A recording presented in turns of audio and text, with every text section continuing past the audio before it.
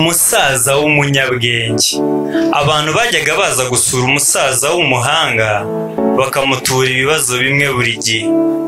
Umunsi umwe ababwira agakuru gasekeje. Bose baraturika baraseka.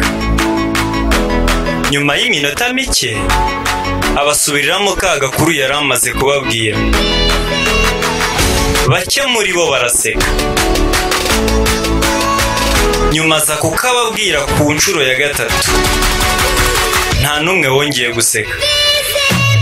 Umusaza w'umunyabwenge arabaseka cyane.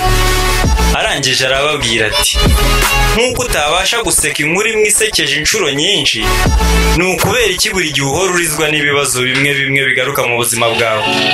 Isomo: guhangayika ntibikemura ibibazo byawe, uretse gutakaza umwanya wawe n'imbaraga zawe. Iri niryo ryari isomo ry'umunsi. Iyi ni Kodu TV, wakora subscribe kugira ujye ubona izindi nkuru zitandukanye n'amasomo yandi azagenda akurikiraho. Mwibutse ko ntacyo bisaba, ni ubushake gusa. Wakoze cyane kubana natwe. Tuzongera duhure mu nkuru y'ubutaha.